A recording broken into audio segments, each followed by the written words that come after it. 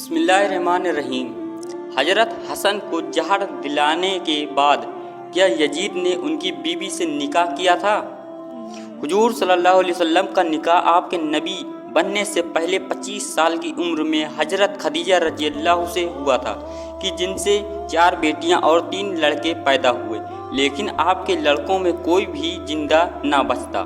پیدائش سے کچھ ہی دنوں کے بعد ان سب کی وفات ہو گئی، اس لیے آپ کی صرف لڑکیاں تھیں۔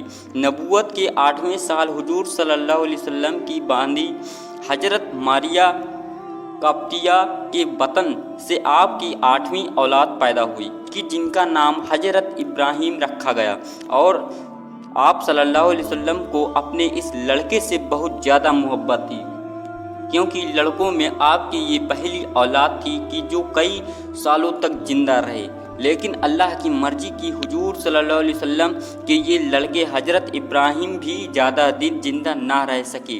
آخر کچھ ہی سالوں بعد ان کی بھی وفات ہو گئی۔ بیٹے ابراہیم کی وفات پر حضور صلی اللہ علیہ وسلم کو اتنا بڑا صدمہ لگا کہ صحابہ کرام بیان کرتے ہیں کہ اللہ کے رسول صلی اللہ علیہ وسلم نے اپنے بیٹے ابراہیم کو قبر میں دفن کرتے ہوئے کہا کہ اے میرے بچے ابراہیم، آج میرا دل بہت غمگین ہے اور میری آنکھوں میں آنسو بھرے ہوئے ہیں، لیکن میں صبر کروں گا اور اپنی زبان سے وہی بات کہوں گا کہ جو میرے اللہ نے فرمایا ہے۔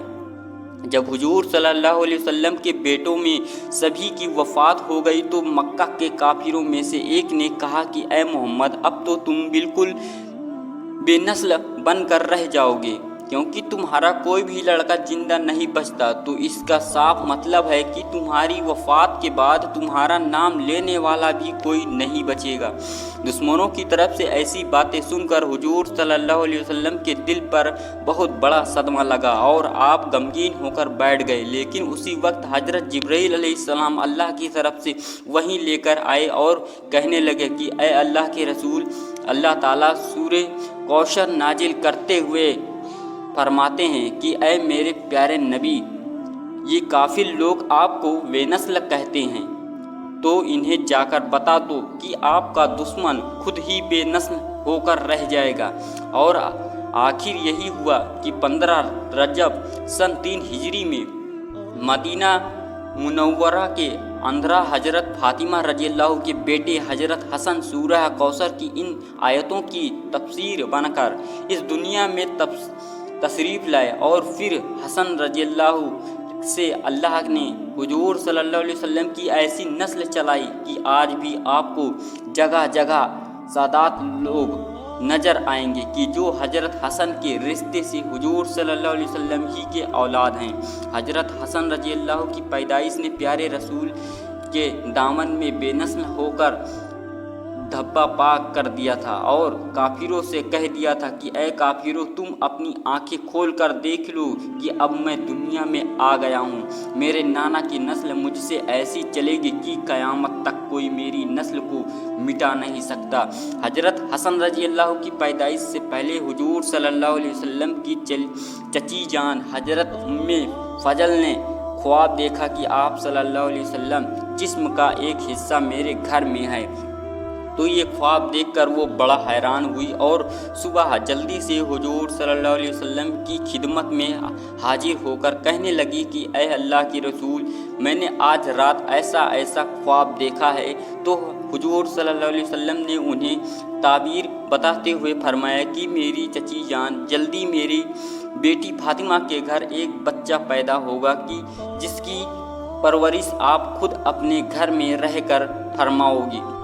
حضرت حسن رضی اللہ کی پیدائش پر حضور صلی اللہ علیہ وسلم اتنا زیادہ خوش ہوئے کہ جلدی سے بیٹی کے گھر آ کر اپنے ناتی کو گود لے لیا۔ گھر والوں نے حضرت حسن کا نام حمزہ یا حرب رکھا تھا، لیکن حضور صلی اللہ علیہ وسلم نے اپنے اس ناتی کا نام بدل کر حضرت موسیٰ علیہ السلام کے بڑے بھائی حضرت ہارون کے بیٹے کے نام سے ملتا جلتا رکھا، کیونکہ اللہ کے رسول صلی اللہ علیہ وسلم نے فرمایا کرتے تھے کہ حسن کے والد علی میرے لیے ویسے ہی مددگار ہیں جیسے حضرت موسیٰ علیہ السلام کے لیے ان کے بھائی حضرت ہارون تھے۔ حضرت حسن رضی اللہ نے سال 7 साल अपने नाना के जेरे साए गुजारे। इसीलिए आपके ऊपर हुजूर सल्लल्लाहु अलैहि वसल्लम की हाजरों आदतों का असर था कि जिनमें सबसे मशहूर आदत सखावत थी। हजरत हसन रजी अल्लाह की इतनी ज़्यादा सखावत और गरीबों की मदद करते कि हर देखने वाला हैरान रह जाता। हुजूर सल्लल्लाहु अलैहि वसल्लम की वफ़ात के बाद जब हजरत हसन रजी अल्लाह की जवानी की उम्र को पहुँचे तो एक बार वो रास्ते से कहीं जा रहे थे कि अचानक उन्हें एक गुलाब नज़र आया। उस गुलाब के हाथ में एक रोटी थी। वो रोटी का एक टुकड़ा खुद खाता और दूसरा टुकड़ा सामने बैठे कुत्ते को खिला देता। ये देख हजरत हसन रजी अल्लाह को बहुत ज़्यादा हैरानी हुई और उस गुलाब से पूछने लगे कि तू ऐसे क्यों कर रहा है।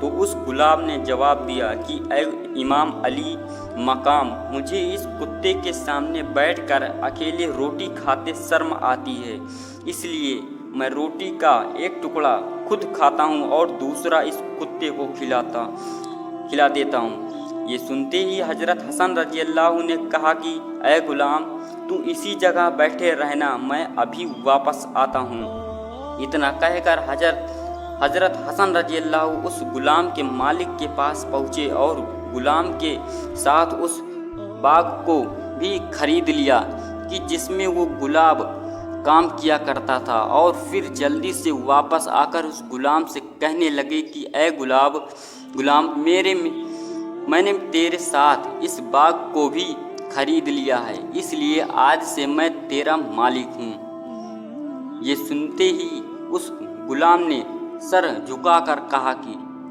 आपको जो भी हुक्म होगा मैं उसकी तामील करूँगा। तो हजरत हसन रजी अल्लाह ने फरमाया कि ऐ गुलाम, जा, आज मैं तुझे अल्लाह के लिए आज़ाद कर दिया और ये बाग भी मैं तुम्हारे नाम करता हूँ।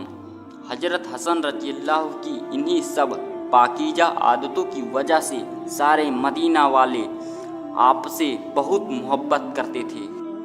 लेकिन बनु उमैया के लोग हुकूमत के नशे में आकर अहले बैत से नफरत करने लगे थे।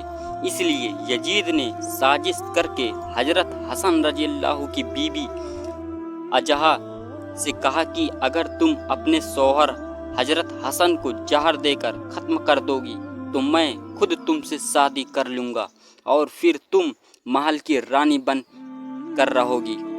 लालच में आकर बीबी ने ऐसे ही किया। उस घड़े में जाकर जहर मिला दिया कि जिससे हजरत हसन रजी अल्लाह रात में उठकर पानी पिया करते थे। आखिर जिस रात हजरत हसन रजी अल्लाह को जहर दिया गया तो उसी रात आपने अपनी बहन जैनब को पास बुलाकर कहा कि ऐ जैनब, मुझे अपनी ख्वाब में मेरे नाना नज़र आए थे। वो मुझसे कह रहे थे कि ऐ हसन, मैं तुझे लेने आ रहा हूँ। ये सुनकर हजरत जैनब रजी अल्लाह बहुत ज़्यादा रोने लगी और फिर हजरत हसन रजी अल्लाह से कहा कि ऐ जैनब, जाओ और मेरे लिए घड़े से पानी ले आओ। हजरत जैनब रजी अल्लाह उठकर घड़े से पास आई और फिर एक प्याले में पानी भरकर अपने भाई हजरत हसन के सामने लाकर रख दिया। हजरत हसन रजी अल्लाह ने जैसे ही वो पानी पिया तो जहर इतना तेज़ था कि आपकी आंतें कटने लगी और खून की उल्टियाँ आना शुरू हो गई। आखिर देखते ही देखते आपका सारा जिस्म हरा पड़ गया और फिर 3 दिनों के बाद आपकी वफ़ात हो गई। वफ़ात के बाद बनु उमैया वाले हजरत हसन रजी अल्लाह के जनाजे के सामने तलवार लेकर खड़े हो गए और कहने लगे कि हम हसन को नबी के बगल में दफन नहीं होने देंगे। करीब था कि बनु उमैया और मदीना वालों के बीच एक जंग छिड़ जाती, लेकिन हजरत अबू हुरैरा रजी अल्लाह ने आकर इस मामले को रफा दफा किया और शाम होते होते हजरत हसन रजी अल्लाह को उनकी अम्मी बगल में जन्नतुल बकी में अंदर दफन कर दिया गया। हजरत हसन रजी अल्लाह की वफ़ात के बाद उनकी बीवी अजहा यजीद की दरबार में गई और कहने लगी कि अब आप अपने वादे के मुताबिक मुझसे शादी कर लें। लेकिन यजीद ने अपने एक वजीर को पास बुलाकर कहा कि जाओ और खजाने से 1 लाख दिरहम ले आओ। यजीद के हुक्म पर जल्दी से वो वजीर खजाने से 1 लाख दिरहम ले आया तो यजीद ने वो दिरहम अपने हाथ में लेते हुए अजदाह को طرف بڑھا دیے اور کہنے لگے کہ یہ اژدہا 1,00,000 درہم تمہیں تمہارے کام کے بدلے میں انعام کے طور پر دیے جاتے ہیں، یہ پیسے لے لو اور مدینہ واپس چلی جاؤ۔ حضرت حسن رضی اللہ کی بیوی اژدہا نے جیسے ہی یہ باتیں سنی تو اس کے ہوش اڑ گئے، اور کیونکہ اس نے تو اس لالچ میں آ کر حضرت حسن رضی اللہ کو زہر دیا تھا کہ یزید اس سے شادی کر لے گا، لیکن یہاں تو کچھ اور ہی باتیں ہو رہی تھی۔ آخر جب اژدہا یزید کے محل میں چلانے لگی تو یزید نے کہا کہ ہاں میں نے وعدہ تو کیا تھا، لیکن جو عورت لالچ میں آ کر اہل بیت کو زہر دیتی تو وہ زندگی میں کبھی بھی مجھ سے زہر دے کر مار سکتی ہے، اس لیے میں ایسی عورتوں پر کبھی بھروسہ نہیں کر سکتی۔ اتنا کہہ کر یزید نے درباریوں کو حکم دیا کہ اس عورت کو محل سے باہر نکال دیا جائے۔ یزید نے حکم پر اژدہا کو محل سے باہر نکال دیا گیا۔ پھر کچھ سالوں کے بعد اژدہا نے یعقوب نام کے ایک شخص سے شادی کر لی اور اس سے ان کی کئی اولادیں ہوئی، لیکن اس سے شوہر سجدہ دن زندہ نہ رہ سکی۔ آخر واقعہ ہرہ کے دن جب یزید نے مدینہ پر فوج بھیج کر بڑے بڑے صحابہ کرام کو شہید کروایا تو اسی جنگ میں اژدہا کے شوہر یعقوب بھی شہید ہو گئے۔ پھر اس کے بعد اژدہا نے عباس نام کے ایک شخص سے شادی کی، لیکن یہ رشتہ بھی زیادہ دن چل نہ سکا اور عباس کی وفات ہو گئی۔ دوستو ویڈیو اچھی لگے تو لائک کریں، چینل کو سبسکرائب ضرور کریں۔